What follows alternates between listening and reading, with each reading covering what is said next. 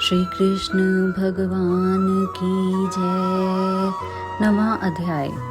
राजा पृथु ने कहा, हे नारद जी, आपने कार्तिक मास के व्रत में तुलसी की जड़ में भगवान विष्णु का निवास बताकर उस स्थान की मिट्टी का पूजन बतलाया है। अब मैं भी श्री तुलसी जी के महात्म्य को सुनना चाहता हूँ। तुलसी कहाँ और कैसे उत्पन्न हुई, ये बताने की कृपा करें। नारद जी ने कहा, हे राजन, एक समय जब देवगुरु बृहस्पति और देवराज इंद्र कैलाश पर्वत पर शंकर जी का दर्शन करने के लिए गए तो शंकर जी ने उनकी परीक्षा ली।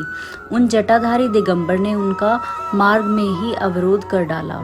यद्यपि वे तेजस्वी, शांत, लंबी भुजा और चौड़ी छाती वाले गौर वर्ण अपने विशाल नेत्रों युक्त तथा सिर पर जटाधारे वैसे ही बैठे थे, तथापि इंद्र ने शंकर जी को न पहचान उनका नाम, धाम आदि परिचय पूछा और कहा, शंकर जी अपने स्थान पर हैं या कहीं गए हैं।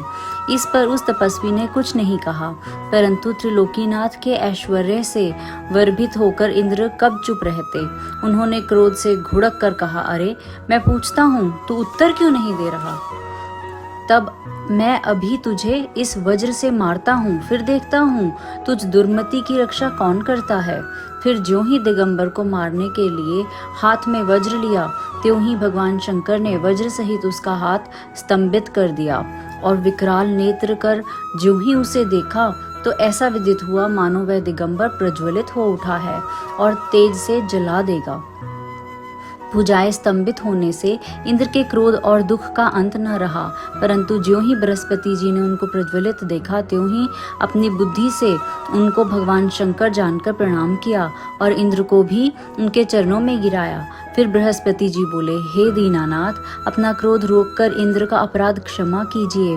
बृहस्पति जी के वचन सुनकर महेश्वर गंभीर वाणी में बोले, मैं अपने नेत्रों से निकले क्रोध को कैसे रोकूं? तब बृहस्पति बोले, हे भगवान, भक्तों पर तो दया करनी ही चाहिए, अतः अपना भक्तवत्सल नाम सार्थक कीजिए और इस तेज को शांत कर इंद्र का उद्धार कीजिए।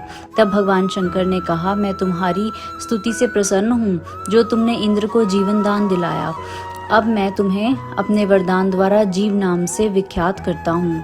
मेरे नेत्रों की अग्नि अब इंद्र को पीड़ित नहीं करेगी।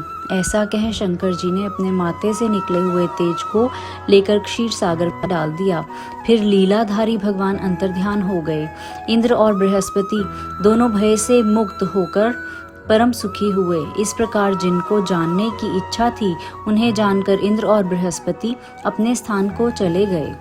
बोलो श्री कृष्ण भगवान की जय।